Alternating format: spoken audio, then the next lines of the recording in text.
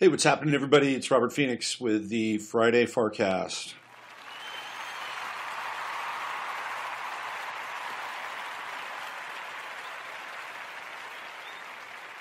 Thank you, and welcome to another edition here. I'm going to be here for roughly about about 90 minutes, and just trying to get comfortable in the old studio chair. Just one of the few holdovers from my .com days. I was able to walk out of there with a couple of Aeron chairs. That'll be collector's items on eBay one of these days. So what's happening is everybody doing their best to stay mellow, chilling, doing a little extra meditation, kicking in with more of your alkaline, heavy dietary supplements so that we can continue to move through this, very strange and chaotic times, although it's meant to be, because we're here, we're moving through it, and this is what apparently we're supposed to be moving through, simply because we've been asleep at the wheel for the last 60 years. But let's take ourselves off the hook. I think we were all busy trying to live life and have the semblance of the dream, whatever the dream is. And when we rebelled against the dream, that perhaps even that rebellion was programmed into the dream itself. We've talked about this many times before through social movements, trends, etc., etc., etc. I've been watching documentaries over the past 48 hours on punk rock icons, taking me back to the punk rock days of the 70s. And at first it kind of I got launched into it by watching a documentary on Iggy and the Stooges called Gimme Danger, and it's directed by Jim Jarmusch, a fairly well-known independent film director, whose, I think, biggest hit or claim to fame was Dead Man with Johnny Depp. Interesting movie. He did Ghost Dog as well with Forrest Whitaker. I think Jarmusch is not very good at action films. He's too philosophical. Anyway, it's a really good documentary about Iggy and the Stooges. Iggy has a lot of the Stooges, and almost all the Stooges are dead, with the exception of Iggy and James Williamson. But it was amazing to see just how odd and strange and primal the Stooges were back in the 1960s.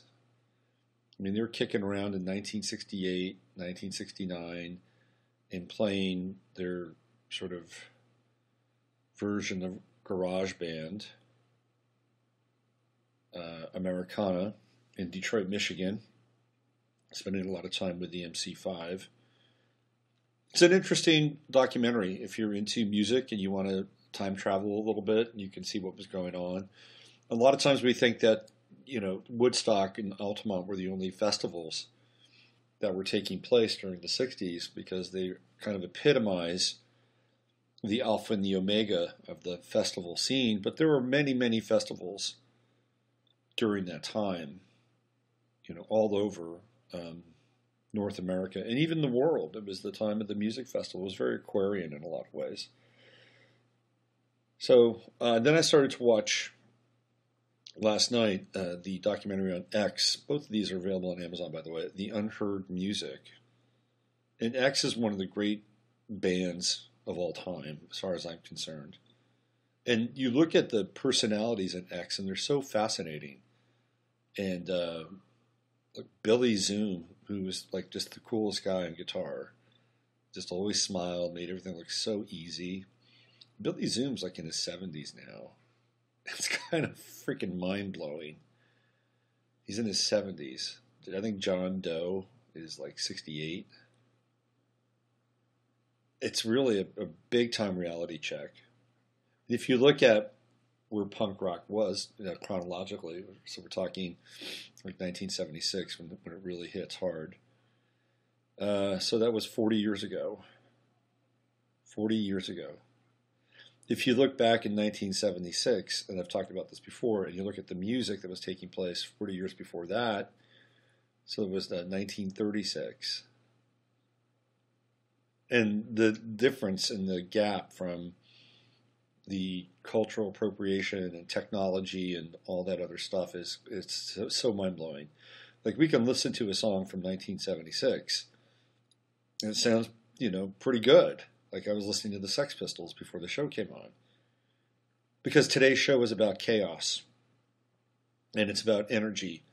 And it's not necessarily anarchy, although I was listening to anarchy in the UK, but there's something inside of that ragged yoga of punk rock that is, I think, incredibly meaningful for where we are today. I'm going to try to bring some of that into what we're going to talk about.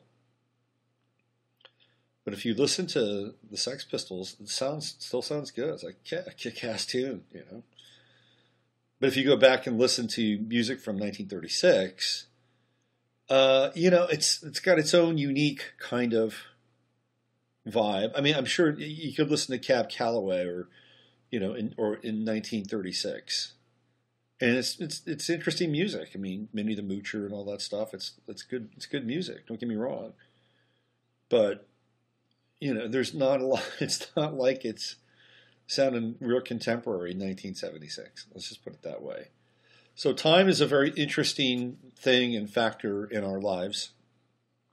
It marches on. I was trying to listen to this conversation with Jim Mars and this woman about time travel last night. It was so boring. Oh my God. So boring. And I actually like Jim Mars. Some people have issues with Jim Mars. I actually like him. I think he's a bright guy, entertaining, knows a lot about a lot of things. Some people think he's, intel, disinfo. By the way, if you want to hear a very depressing interview, listen to Jay Weidner's latest interview with Jeff Rentz. It's very dark, but I think it's required listening. I think it's important to listen to what they're talking about because it's foreshadowing kind of where we're headed.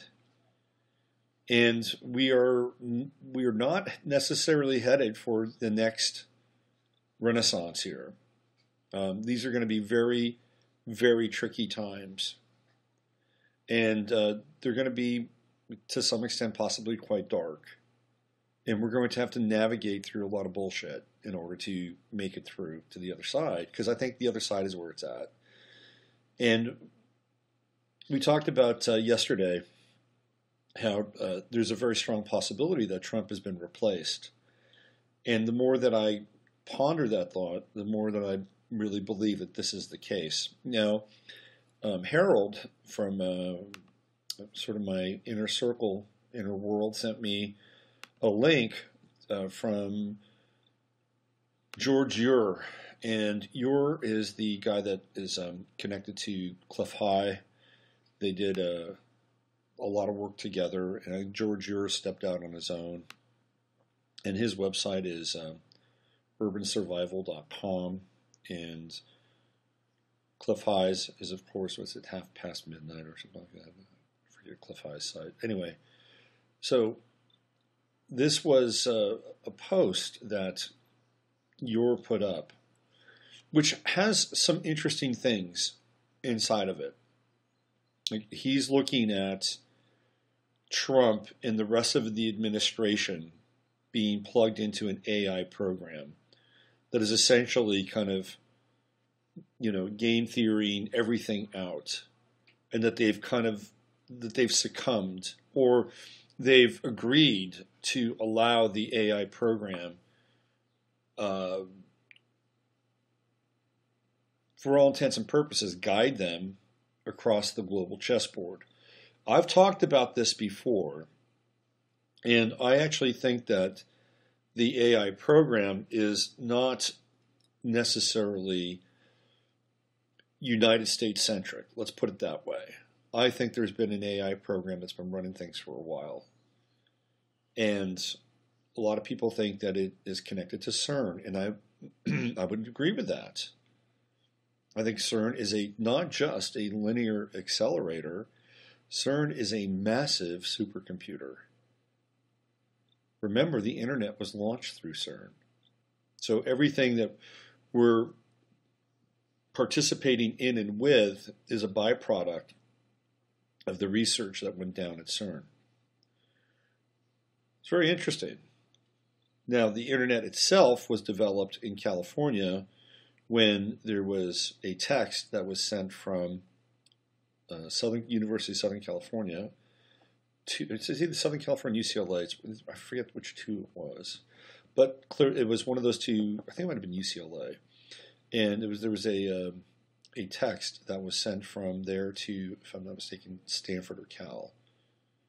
So that was actually the first application of the internet, but the internet itself, the idea and some of the hardware, software, lines, pipes, etc., all started at CERN. So CERN is really, in my estimation, a supercomputer. And if we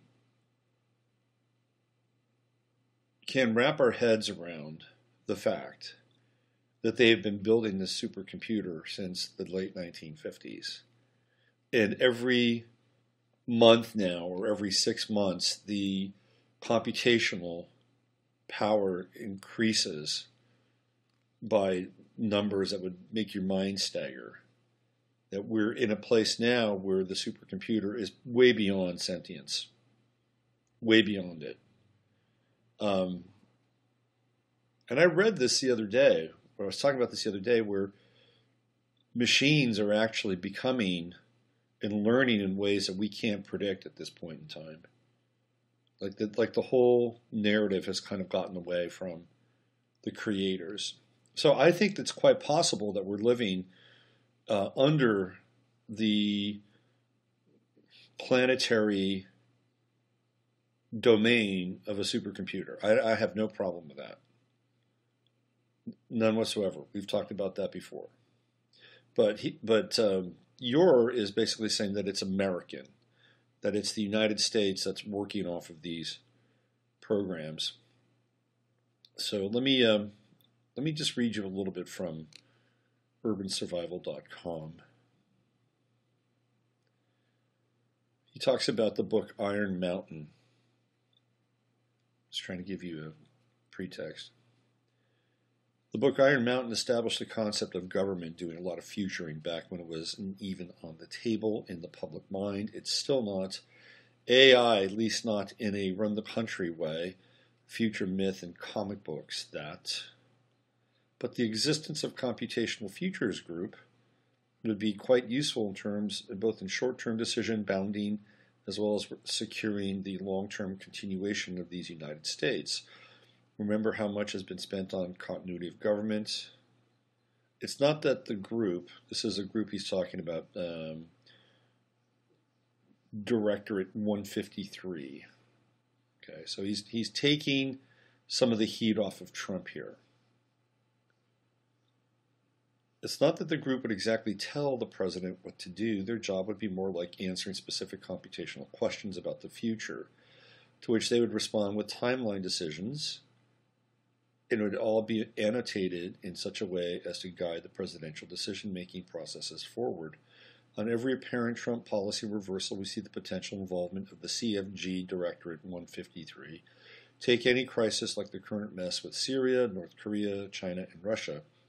If you're trying to make decisions at the guts poker level, at say the Joint Chiefs, it's like anything can happen day.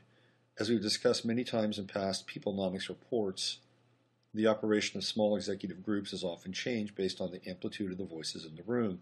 The human with the loudest voice and the biggest physical presence will carry their decision to consent more often than the quietest, least imposing figure. In the art of computational-based decision-making, certain techniques have evolved which you may not be aware of. One of our favorites has been the Delphi method, which came out in Addison Wesley Advanced Books in the 1970s, if memory serves. The Delphi method, by the way, has been used at a local level for urban planning as it relates specifically to Agenda 21. Now, I'm going to tell you how it's been used in that arena, and then I'm going to tell you, read to you here what George writes about it. The Delphi method was developed at the beginning of the Cold War to forecast the impact of technology on warfare. In 1944, General Henry H. Arnold ordered the creation of the report for the U.S. Army Air Corps on the future technological capabilities that might be used by the military.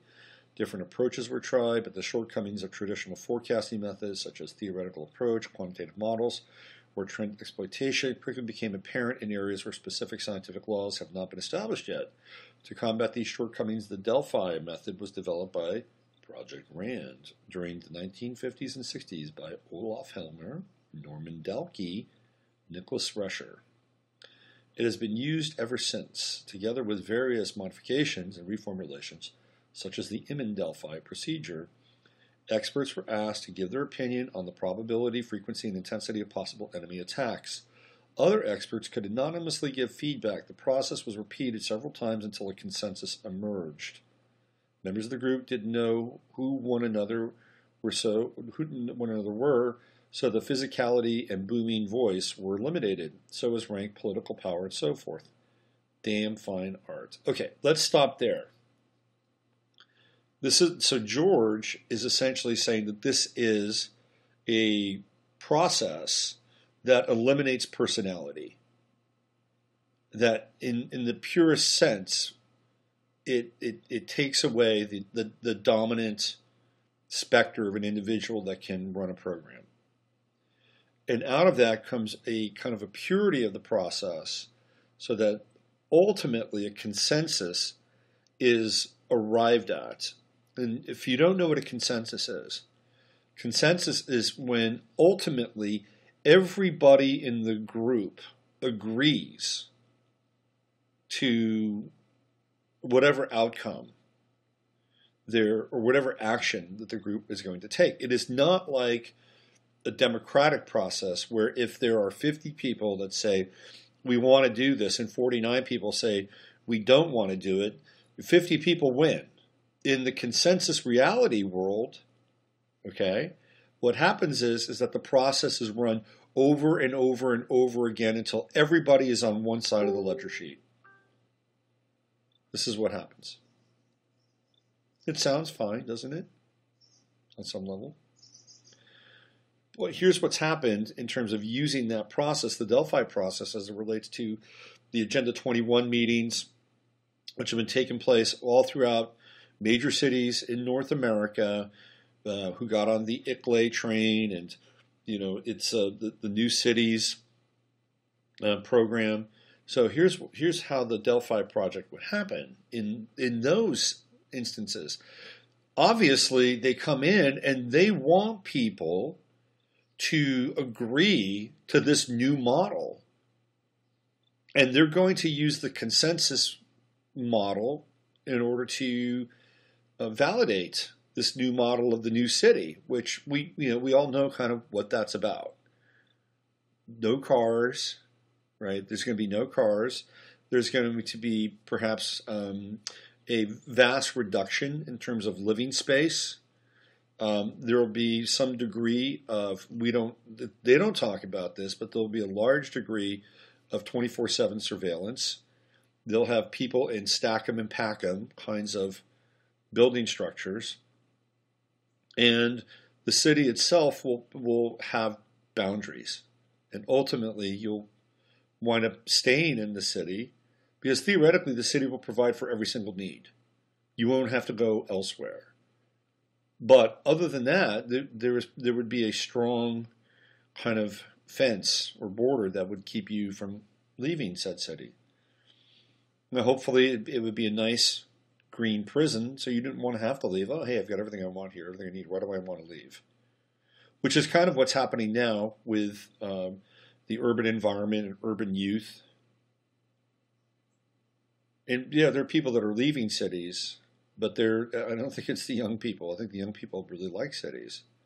I think the millennials really like all the conveniences of the city or what the city provides. You take somebody out of the city now who's young, generally speaking. I'm not being completely specific here about, okay, you take a young person out of the city, they're going to, fold. But I would say there's a generality here where young people would much rather spend their time in an urban environment because there's more to do. There's bars, there's clubs, there's karaoke, there's trivia, there's pizza, there's whatever vape shops, whatever. It's all there. You take them out of that, and what's left? And this is generally a group of people that have been hyper indoctrinated into stimuli, and that they need constant stimuli, which the urban environment tends to provide more of than the rural environment, where the stimuli is much more organic and closer to a different time. It represents the past in a lot of ways.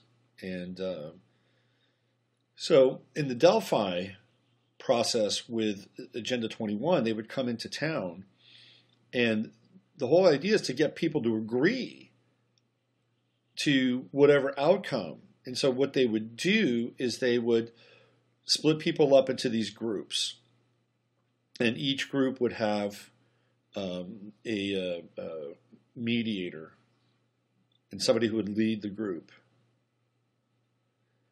And the whole idea would be to continue to ask leading questions so that people would agree to what the person was saying. So, for instance, like, hey, don't you think, and they would have a big whiteboard, right? Don't you think it would be great if we could have real, low-cost renewable energy?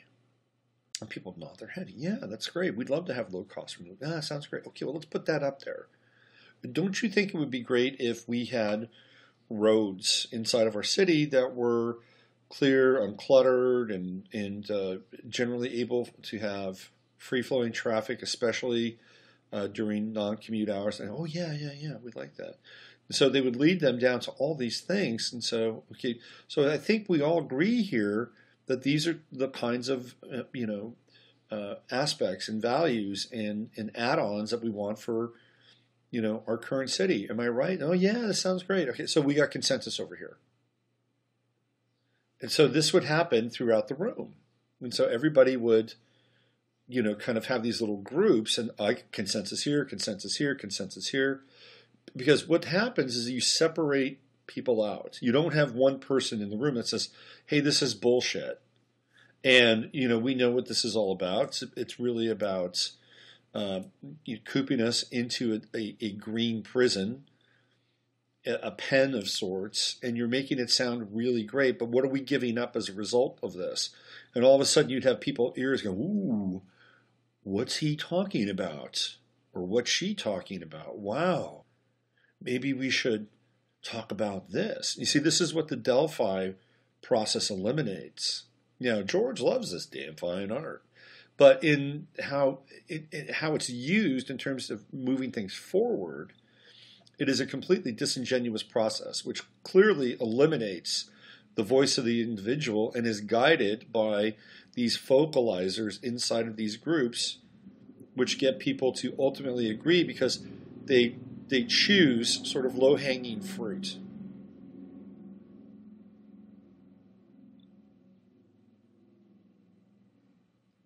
Now, I've read reports where people have infiltrated these meetings knowing full well about the Delphi stuff. And they've hacked these processes. They've hacked these meetings. And the Delphi people don't know what to do. And in fact, some of them actually have shut down the meetings because they couldn't, they couldn't get their blessed consensus. We're talking a little punk rock here today, okay? The gist of the survey, which looks for consent within the inequalities, in other words, poll people, toss out the top and bottom 25% of the answers and feed it back to the same group some odd numbers of times. With the physical presence off the table, the central tendency of the group emerges. So no way around it. The computational futures group, we hypothecated,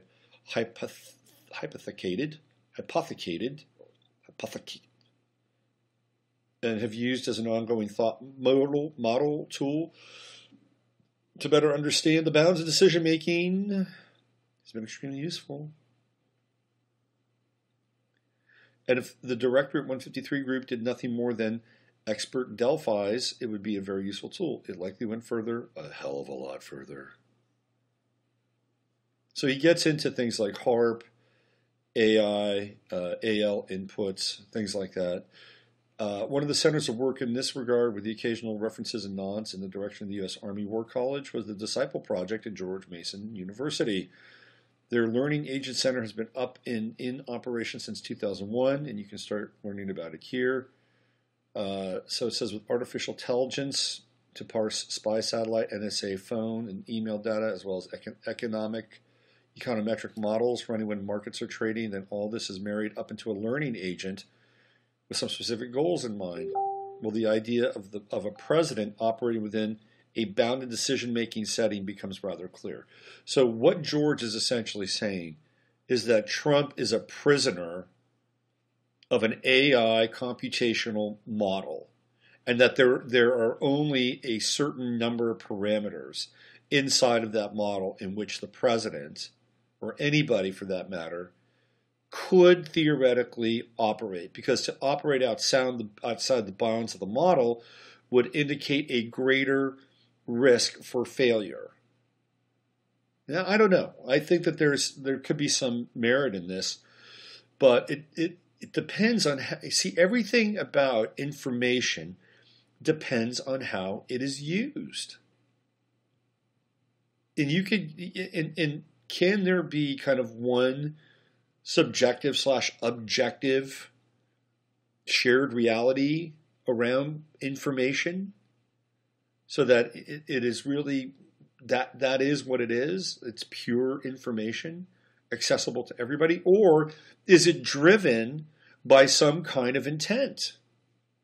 Because when we get into Heisenberg and we get into quantum physics, there really is no such thing as objectivity. So, for instance, let's say we have Jared Kushner, and we have all these neocons and the Lubovichers and all these cats inside of Trump's administration who have dual citizenship, and their real goal here is to somehow merge the United States and Israel to create a superpower that will help Israel become a larger geocentric or geopolitical superpower in the Middle East. Then isn't that intention, at the very least, going to alter the computational models? Just from intention alone. I mean, if we're really studying, the gospel of Heisenberg, and we are the disciples of quantum mechanics, it's got to have some kind of merit. It's not just some of the time. Although, if it's a particle and a wave, it could be some of the time, or all the time, or some of the time. Yeah, but you know what I'm saying? I mean, if that is a framework for reality, then intent influences things. Perception influences things. Observation influences things. And that's just at the most subtle level. What if, for instance, the parameters are set up in a certain way so that it's not just the United States that is profiting from the intel that is being brought to it by the Computational Futures Group, but what if other countries or other governments are also factored into that? Now you've got a different set of parameters. So while I think this is interesting and worth checking out, you can go to urbansurvival.com, listen to what George has put together here, draw your own conclusions. I think at the end of the day, there is something else behind sort of the computational program, at least in that setting. In the CERN setting, in the planetary AI setting, I don't know. That might be above my pay grade, to be honest with you. We can look into that and try to understand what that would be like, but I think it would blow our minds, to be honest with you. I mean, it could be so far off the charts, mind-blowing, that we would just kind of maybe pee our pants if we saw this AI model in action. Might even look like a human, who knows? Maybe it's a shape-shifting, interdimensional intelligence that's merged. Maybe that's what CERN is about, bringing in these interdimensional intelligences and merging them with AI, so the supercomputer itself is something, really out of this world, and then driving decisions as a result of that. It's something to think about. Anyway, go listen to Jeff and Jay, because they get into this whole thing around urban versus rural, and they're scaling out the worst possible scenario. Jay's talking about the Kali Yuga. We're right in the midst of the Kali Yuga, and this is where the chaos really begins and unfolds. So we have to deal with that. And he says that the urban environments are going to be the worst. And if indeed we do go into further chaos, which it looks like we're headed into, the urban environments are places that you really don't want to be. And what we've noticed recently is, if you go back and look at the last 2.5, 3 years of Obama, we had all the false flags. We had a lot of shootings going on. The police, in some instances, were doing their job and protecting themselves. Like with Michael Brown. Michael Brown tried to grab the guy's gun. That's fact. He shot Michael Brown, killed him. He had to, because Michael Brown was attacking him. Sorry, that's just the way it is. Now, did it make sense for them to leave Michael Brown's body on the ground for a really long period of time? No, probably not.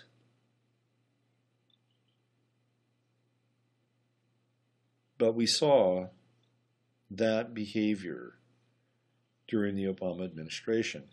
When the riots, quote unquote, protests kicked in, then what happened? The police didn't do a damn thing. And I think that is partially an example of the new model. I think the police are going to do less and less and less and less and less, unless they are ordered to deal with people en masse. But the individual kinds of conflagrations and altercations and aggression, I think the police are going to be pretty much absent. That's my sense around it.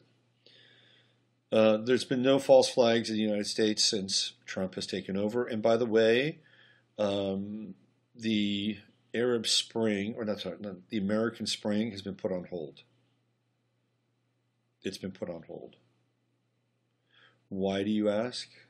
Well, it's because Trump, or the Trump replacement, has now conformed to everything that the warmongering neoliberals and neocons have wanted him to be. There's no reason now to raise the army of the populace to go after Donald Trump. So if you're an anti-Trumper coming from the left, your time is up. Sorry. Because now the mainstream press is singing his praises. The New York Times is singing his praises. Nancy Pelosi and Dianne Feinstein are singing his praises. The anti-Trump Republicans like Lindsey Graham and John McCain are singing his praises. So your moment to have used whatever energy and anger and aggression you had about Trump and the election and the process, that's over. That window is shut. And I don't think we're going to have an American Spring because of this massive 180 that took place. So now that the 180 has taken place, where are we now? Well, clearly this is not the Trump presidency. That the clone or whatever person who does not look like the guy who ran for office does not have the same sound, does not have the same intonation. He's AWOL. He's blabbering about Iraq and chocolate cake and sounding, quite frankly, like an idiot. And one of the things that Donald Trump was not coming into the election was an idiot. He was actually quite smart, and he was quite clever about how he was going to deal with the opposition, and he did. Look at what Scott Adams wrote consistently about Trump and how kind of brilliant he was. Well, that's gone. And all these people like Mike Cernovich, who I think is a total apologist for the Zionists. I'm sorry, he just is. He comes on there and he's like, let me tell you about Jared Kushner. Let me tell you about Jared Kushner. All right. I'm going to tell you about Jared Kushner. And this is his latest video. And he does that about 3 times because he's trying to figure out what the hell to say about Jared Kushner that's going to be redeemable. Because there's nothing redeemable about Jared Kushner. I'm sorry. There's nothing redeemable whatsoever. I was listening to Ann Coulter. I feel sorry for Ann Coulter. I know a lot of people probably don't. I feel sorry for her. You know, she wrote this book, E Pluribus Donald, Trump We Trust, or whatever the book is. It was her book about Trump and why he was important and how he could be the voice of nationalism and not involving us in these proxy wars, and she really got behind it. A lot of people got behind it because this is what the message was, loud and clear every single time. Now all of a sudden that message is gone, and Ann Coulter is freaking out, totally freaking out. And she was on this talk show. This woman's last name is Kaufman. I think her name is Carol Kaufman, or last name is Kaufman. Let me see if I can find it. Let's see, it's right here. Hold on. Joyce Kaufman. So Joyce Kaufman is a radio host in Fort Lauderdale, and she is a hawkish, right-wing neocon. And Ann Coulter came on her show and started basically venting about Trump. And she's been doing this. She's been on a lot of different radio shows, and she's been, really saying, hey, look, if we wanted this president, I could have voted for Marco Rubio, or I could have voted for Jeb Bush. She's really having a hard time reconciling what's going on. And this Joyce Kaufman was so paternalistic, and oh my God, it was terrible. Oh, poor Ann. Oh, poor Ann. I've never heard you like this before. Oh my. Oh my. It was so insulting. And so Ann Coulter was ripping Nikki Haley. And she said, well, I'll have to disagree with you there, Ann. I like her.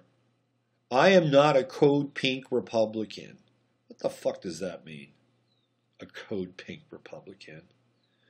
You know what it means? It means that Nikki Haley has been front and center.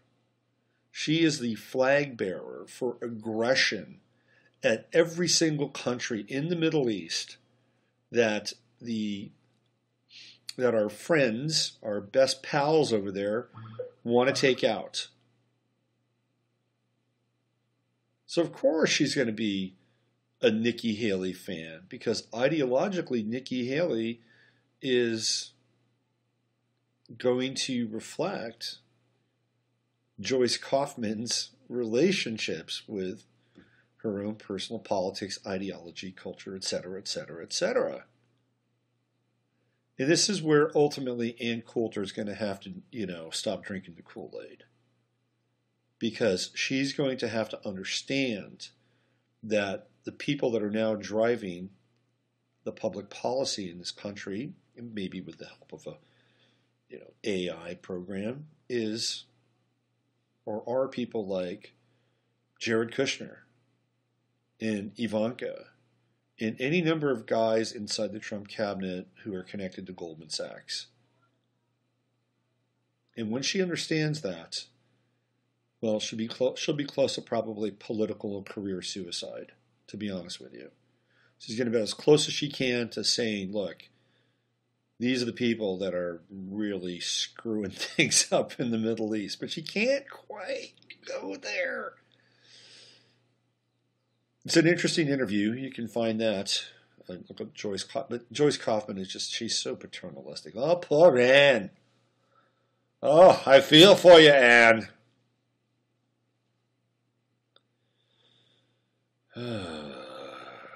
So we're dealing with chaos now. Are we going to drop some massive bunker busters on North Korea? I watched a documentary on North Korea last night. Very rare. You can't get into North Korea to shoot a documentary. And there was a group of French filmmakers. You can find this on Amazon. If you want to kind of bone up on North Korea a little bit, I suggest you go find this documentary on Amazon. And it has to do with these French filmmakers. And when every place you go in North Korea, it's scripted. Like, you can't walk around by yourself in Pyongyang, and you cannot go out into the rural areas, because what North Korea has done is they've poured all their money into Pyongyang. The buildings, the infrastructure, and apparently the population of Pyongyang is the kind of the elite of North Korea. I mean, it's their own kind of Hunger Games scenario in a lot of ways. You go outside of Pyongyang and they have massive poverty and real issues with food production and hunger. So if you're a good party member and you're smart and you pledge allegiance to Kim Jong-un, then you can live in Pyongyang and get the benefits, which is protein and a good diet and a good school for your kids, as long as they are hardcore party members and that you show a glimmer of intelligence that can support this centralized version of the utopian dream. But it's all fake in a lot of ways. So what they're planning on doing, what they'd have to do if they do a preemptive strike, which is clearly not part of the overall astrological soul of the United States, because the United States is a Cancerian country.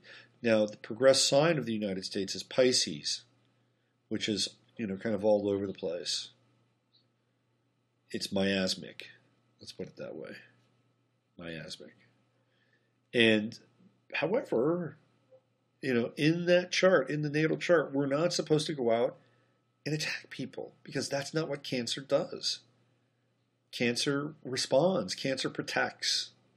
But since we had the Patriot Act and 9/11 and all that stuff, preemptive strike is on the table.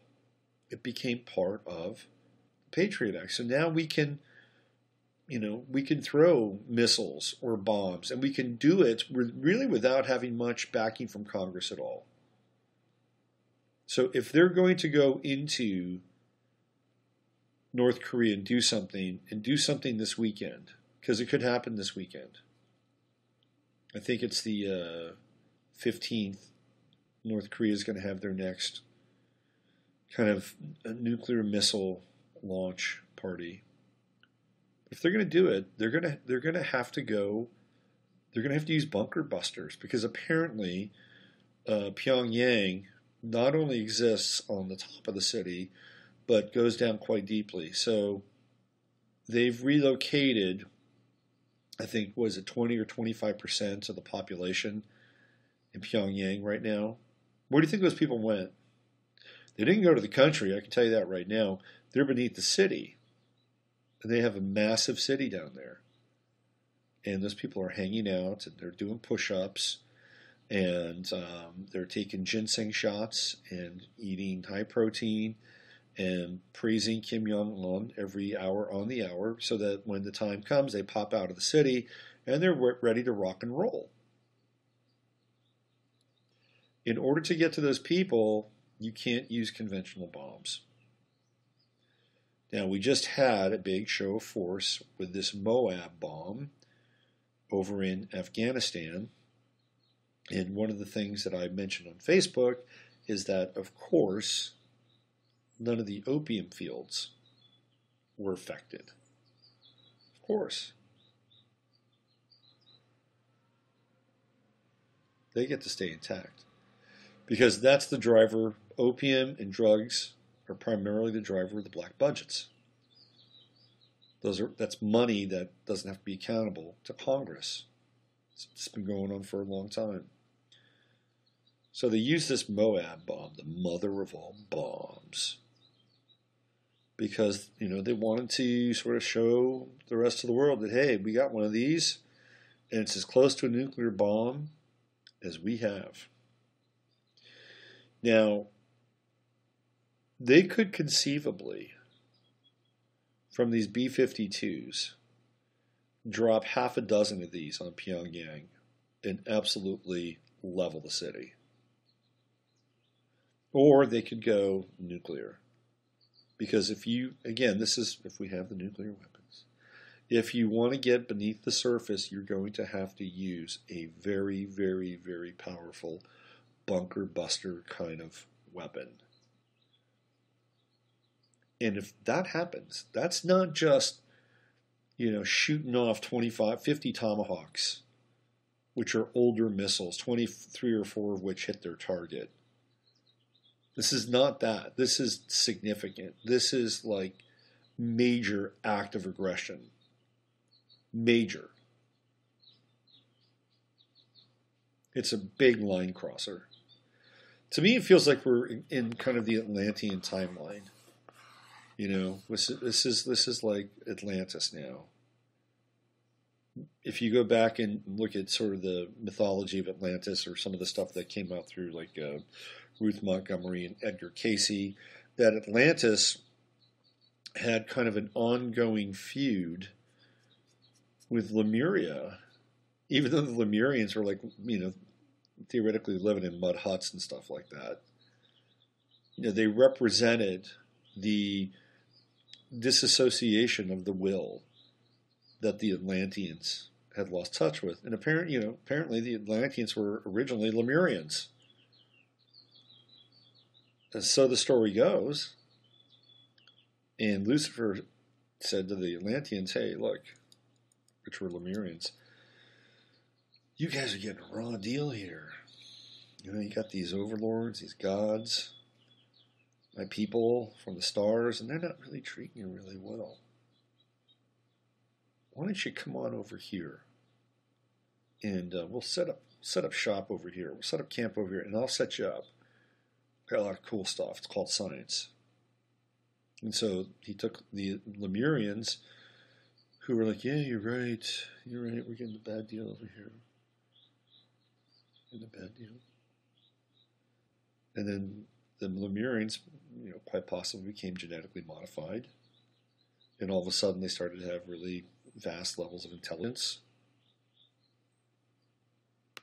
And we're no longer sort of these wild forces of nature, creatures of nature, who could leap 20 to 30 feet at a time, or whatever those Lemurians could do in their primal ecstasy. Because when they got to Atlantis, they became a different kind of people. And they weren't using the same kinds of physical attributes. They had ascended into the mind, and they were using technology.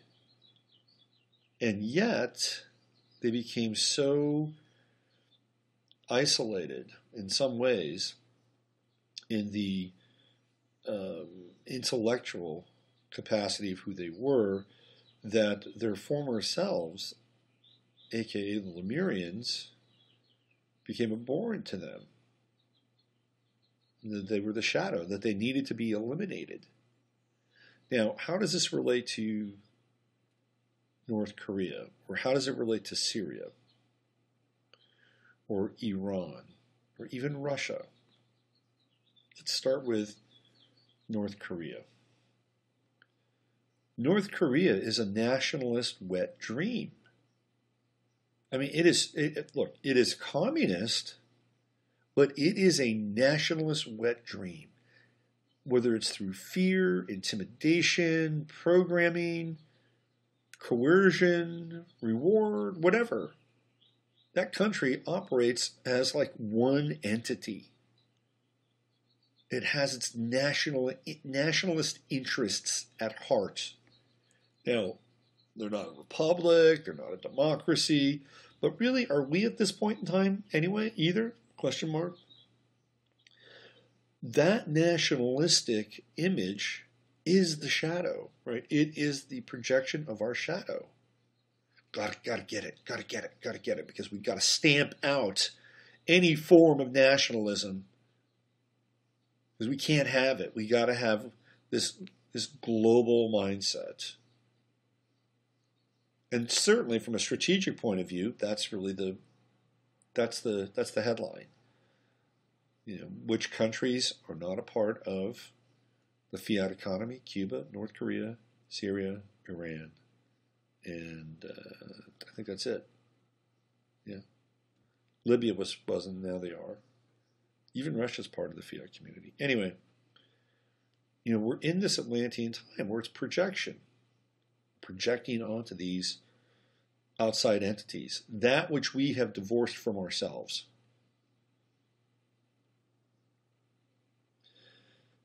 Oh boy, so we got chaos on the horizon, and what are you going to do about it? How are you going to exist, live, be creative, imaginative, hang on to a place of love and even optimism through these times? This is a really important question. But before I get into the answer, if there is an answer, we're going to play a little music. I found this fun little track on YouTube. The artist's name is Psycho Supermom. Her real name is Lauren Meyer, Lauren Meyer, or Mayer, Mayer, and you can find her at laurenmeyer.bandcamp.com. And she created this song, which is a takeoff on Johnny Angel. Johnny Angel, that song. It's called Jared Kushner, You're an A-Hole. To me, it's very funny. And I always like to reward clever, funny people and their art. So let's play this. And there's no copyright stuff here. So Super Psycho Mom, a.k.a. Lauren Meyer, and her takeoff on Johnny Angel. Jared Kushner, Jared Kushner, Jared Kushner, Jared Kushner. You're an a-hole too. Jared Kushner, Trump is handing you a list of jobs that's so immense, all for which you have got no experience.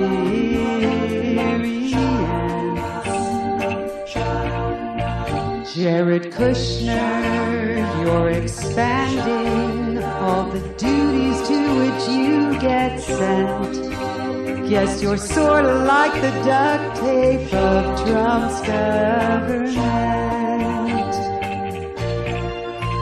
Doesn't matter that you're not much of a brain, so Harvard wouldn't scoff. Your daddy paid him off. Then you flattered Trump throughout the campaign, and now you'll turn D.C. into a monarchy. And your major conflicts of interest you'll ignore with flagrant optimism. You and Ivanka illustrate what's wrong with nepotism.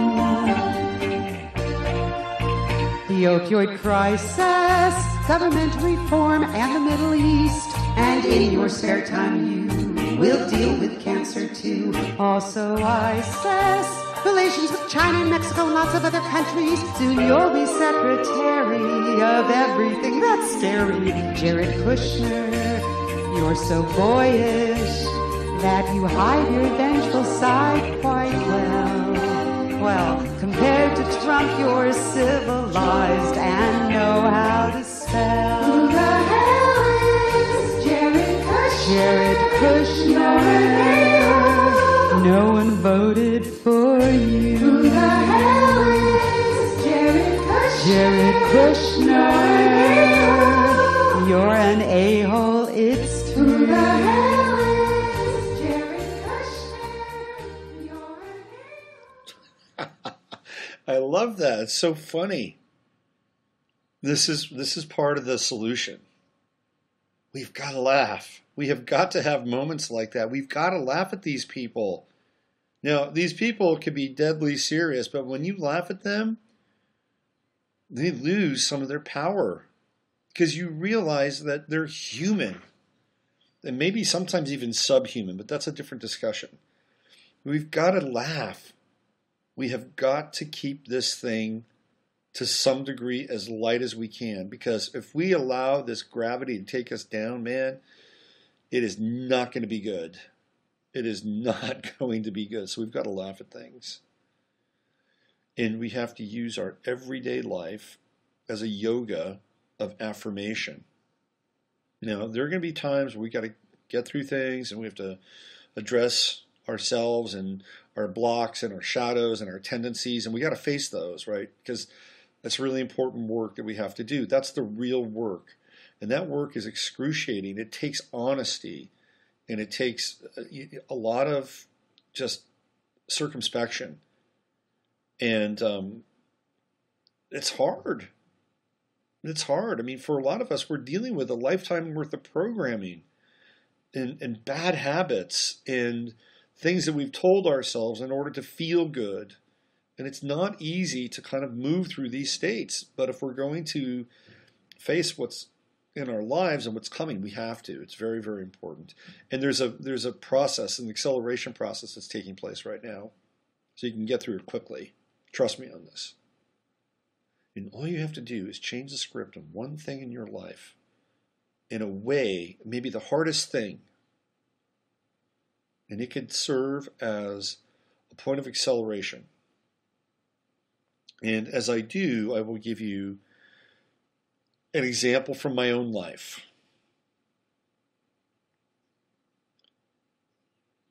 About 6 weeks ago, maybe not that long, about a month ago, my son had just returned from a vacation with his mother, stepfather, stepsister. And he was playing a baseball game on a Sunday morning. I got there a little late. And I did something I normally don't do. I spent time with his mother, watching the game. And we talked, and I asked about her trip, and I got very personal with her, and I thought, okay, I'm going to be positive. I'm going to be positive with her. I'm not going to try and get anything out of this, but I'm going to be positive, and I'm going to change the energy. And I did. And from that moment forward, I flipped a switch. Because that's been one of the more difficult relationships in my life. And I don't want to get into it, but for various reasons. And that doesn't mean it's perfect, because we get tested on things. But I flipped a switch that day because I did something that was difficult for me. And I've tried to maintain, to the best of my ability, that kind of energy in perspective since then. And when you do something like that, what happens is it has a trigger effect in almost every single area of your life. If you can do it, and do it in a way that is embodied, full-bodied. And what do you have to lose? What do you have to lose? Now, that was my piece. That was my switch that I had to flip. And again, you get tested on the switch. It's the way it is. Got tested the other day. What am I going to do? Yeah. Okay, oh yeah, I've got a little hook there. Pull it out. Pull it out, move on quickly. Because we don't have time to hold on to things. We just don't. And we want to accelerate. We want to be able to move through the morass of our indoctrination and our programming. And that has nothing to do with like what's out there in the world. I'm not even getting into the assault on our senses and our bodies, from our diet to the 5G signals that are starting to come into vogue, which will be, the ultimate control network, the array for total control through the 5G. I'm just talking about on a personal level, because if you can't make that leap on a personal level, you can't do anything about this other stuff. Because the other stuff is an abstraction in a lot of ways. But you make a choice, and you flip a switch on some part of your life that's difficult. You do it again, you do it consistently again and again and again, and all of a sudden now, guess what? You're on top of it. And you're moving on. And we have to be able to move on and move on quickly and not hold on to things now. Because that's where it's at. There's a level of acceleration here that's available to each and every one of us. And it's a level of acceleration that these people in the positions of power do not understand. They don't understand. And I'll tell you why they don't understand it. Is because their ascent to power has nothing to do with virtue. It has nothing to do with love. And it has everything to do with self and anti-self. So they're not a part of the process. They're not a part of the acceleration. We are. And inside of that mix is the really profound potential for deeper spiritual awareness, deeper connection, being lighter, being more loving, being more inclusive, while at the same time being really, kind of permeable, flexible, discerning. We still have our filters, and we're operating at an optimal level. And it's 24/7. And it sounds like a lot of work, but unless you can get out and get on an island somewhere, like former President Obama. By the way, where is he? Has anybody seen Obama? Should we put out an APB? Remember Eric Coulter? Oh, he's coming back. Just wait. Well, apparently, he's been neutralized. He's been neutralized by President Clone and the doolies running the government right now, because the press and all of Obama's theoretical allies are now on the other side. They're praising that bomb in Syria, the missiles in Syria. That woman, Joyce Kaufman. Oh, it was terrible. We can't afford to have that man. We can't afford to have that man over there anymore. It's got to end. We have to have a show of strength. A show of strength. These people think bombing the shit out of people is a show of strength. It's ridiculous. Oh, my God. Anyway. Humor. Let's go over the bullet points. We need humor. We need to inject levity, which is the solution to gravity, into things. Got to stay in touch with your sense of humor or else you're done.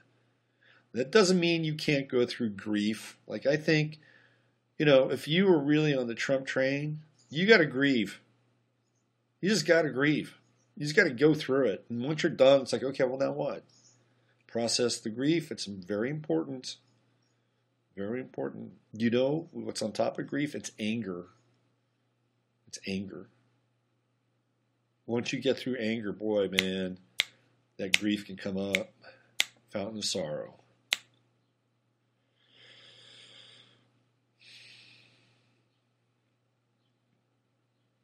Do the things that are difficult. That's a tough one. Especially if you have to let go of something, or you have to let go of something inside of yourself and take a higher road, or really inject a sense of positivity into whatever it is that you need to flip that switch with. Now, sometimes that switch can be maybe a little bit different. If you've been kind of under the heels of somebody for a long, long time and you need to tell them what the truth is, and that's flipping a switch too. But you got to move through that quickly. You can't hang on to that either. And that can be very difficult for some people to speak their minds. I've always spoken my mind. I need it to be harmonious. Let's put it that way. So whatever that is, it can be either or. So we have lightness and humor, facing ourselves, doing the difficult thing, and being in the moment as much as possible. Because when you're in the moment, you can make moves, you can shift. Let's say, for instance, really, we'll take it to the extreme. And you've prepared a little bit, and you've got your bug out bag and all that stuff. And all of a sudden, something comes down, and it's like, whoa, I've got to make a decision.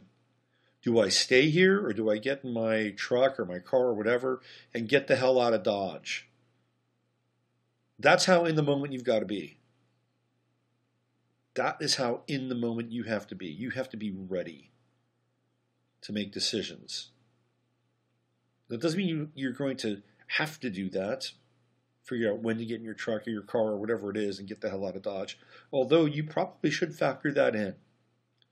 But if you're in the moment, you're able to do something like that. But you're also able to do a lot more than that when you're in the moment. You can respond in ways that are profound or interesting or timely. When life brings you chaos and you're in the moment, it's an opportunity for creativity, not for collapse. Just remember that. And how do you get in the moment? You eliminate the stuff from the past, the baggage, the dragging down. Even in my own life, I've been looking at my past, looking at my history with my father and my family, and I'm ready to change that. And for a long time, I've held on to the fact that, hey, man, I had some, heavy-duty stuff go on in there. And now I'm ready to really let that go and recast, sort of the myth that my parents have played in my life. Because I've got a son, and he needs to have a positive example of that, at the very least. And who doesn't have shit with their parents? We're supposed to have shit with our parents. Part of the process. Now, some people really don't. Some people, but I'd say most do, even if it's minor. That's another thing that we can re-script in our lives. To let go of that and to see them in a very, very different kind of light.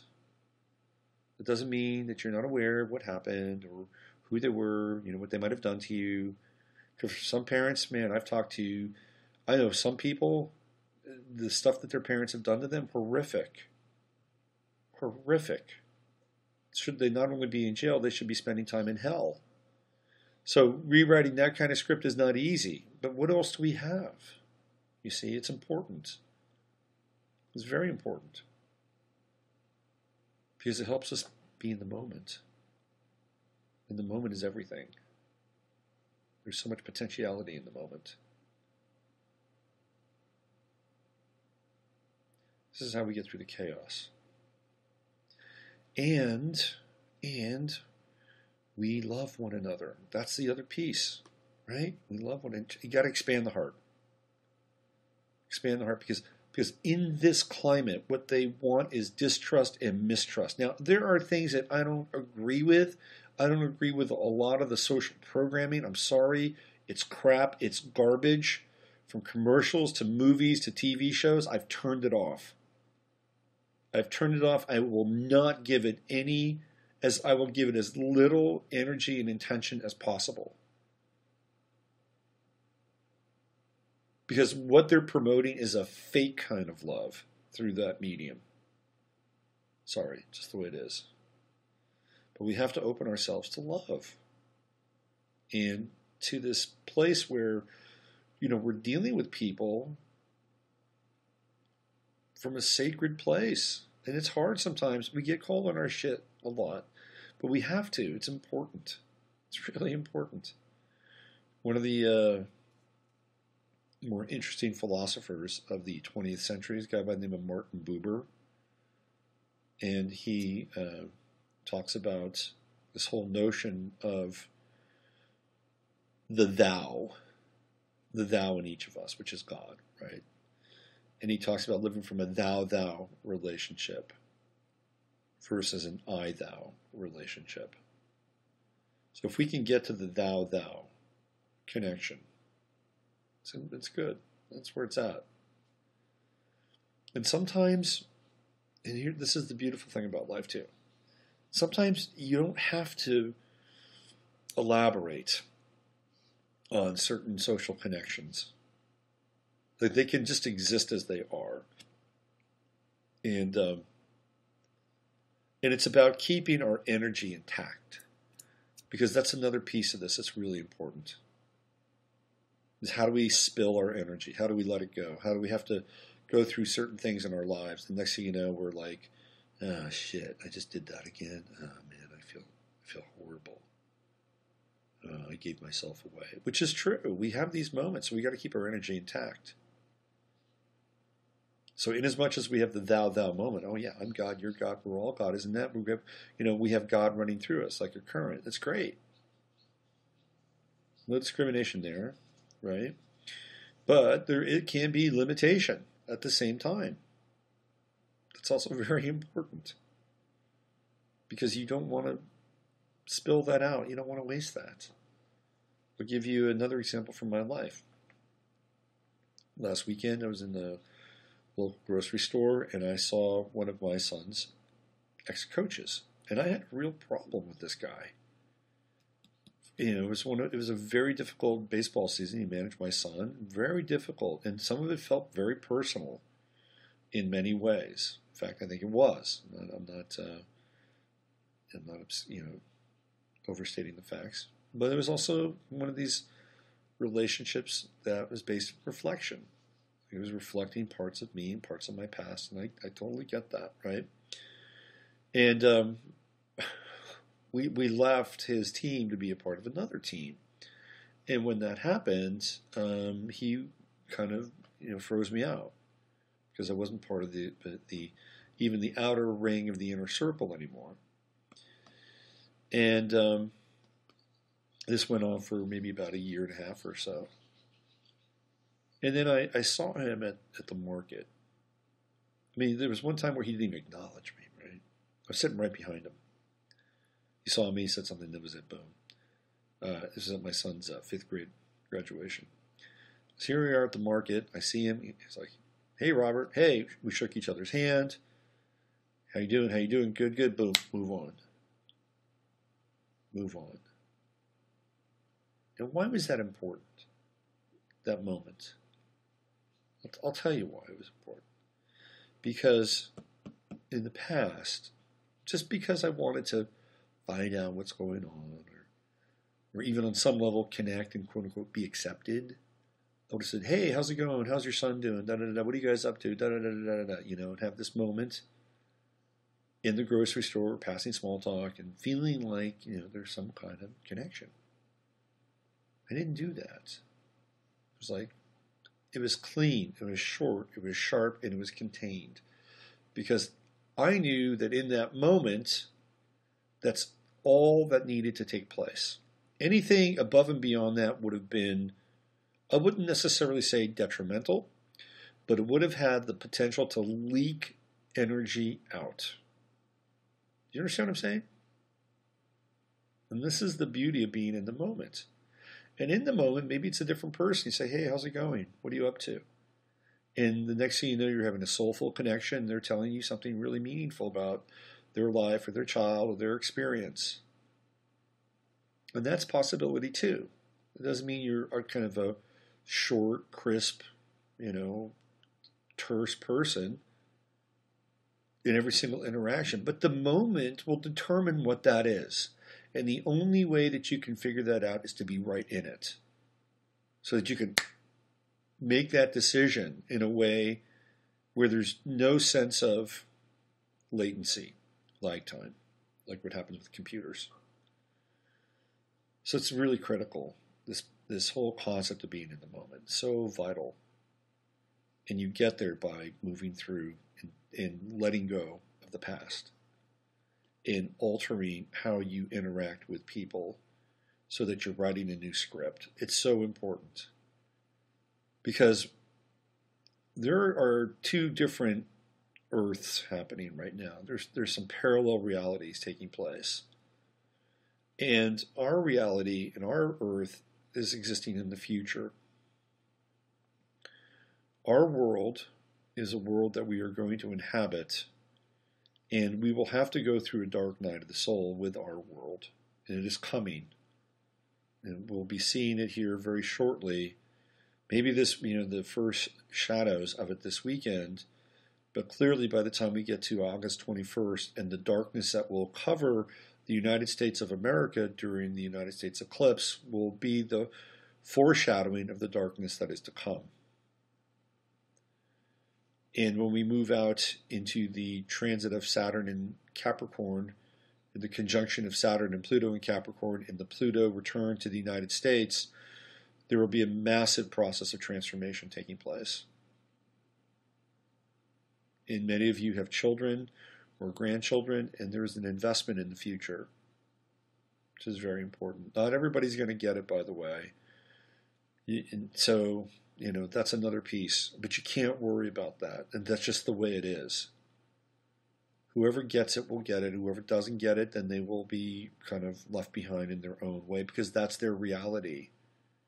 And as cold and cynical as it might sound, it's not your responsibility. Your responsibility is to yourself. And to get clear, to get in the moment. So your signal is vibrant. And the people that will respond to your signal will get it. And that's just the way it is. And the people that don't, well, then you can't do anything about that. And it can be very heartbreaking. I've seen this in families. I see one person get switched on and another person is stuck. And they've got their feet in cement. And it breaks up marriages. And I'm sorry, that's just the way it is. And a lot of that has to do with the fact that, we make compromises. And the compromises manifest themselves into future implications. And we don't even know it at the time. It's like I really like this person because and there's a bunch of other areas that are being compromised. And what happens is down the line, those compromises become icebergs, implacable icebergs inside of a relationship. And so you have two people kind of at different stages. And I feel sorry in some ways for men, because women, it's really interesting, the awakening process between men and women. It's similar, but it's also quite different. Because with women, the awakening process is that intuitively they know something's wrong. Because in women, intuition is very strong. And they know intuitively something's wrong. So what's going on? What's the bigger picture from an intuitive place? Men, on the other hand, their awakening process almost always has to do with things being taken away from them. And all of a sudden they realize, oh shit.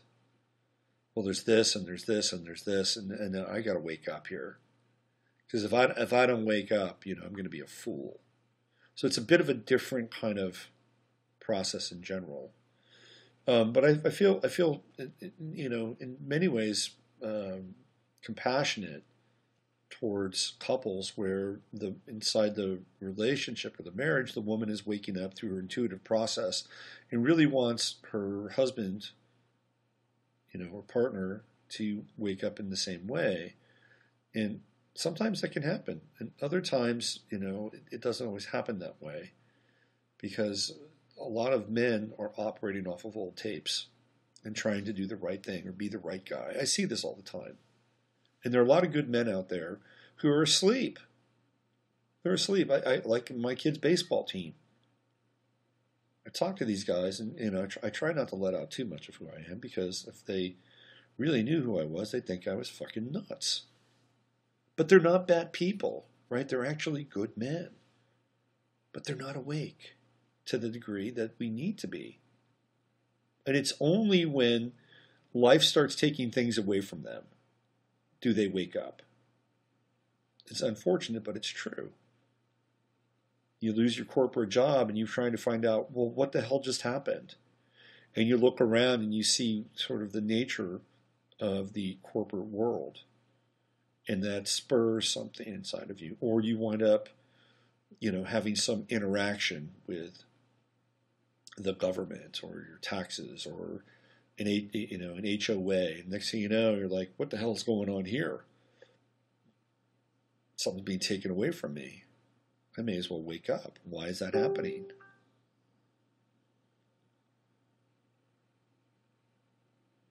But we can't be responsible for other people's awakening.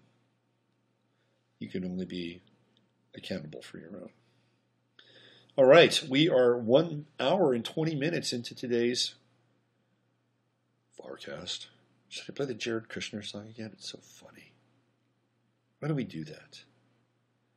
I'll be back on Sunday night, God willing. We're still around after this very potentially powerful weekend. Moon and Sagittarius coming. I'll be back on Sunday night with the live stream. It's going to be on Easter night. That'll be an interesting live stream. You'll find that over on YouTube.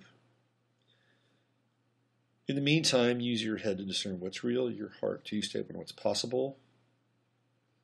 Here's Lauren Mayer. One more time. The encore performance of Jared Kushner, You're an A-Hole. I'm Robert Phoenix. See you on Sunday. Jared Kushner, Jared Kushner, Jared Kushner, Jared Kushner. You're an a-hole to me. Jared Kushner, Trump is handing you a list of jobs that's so immense, all for which you have got no experience.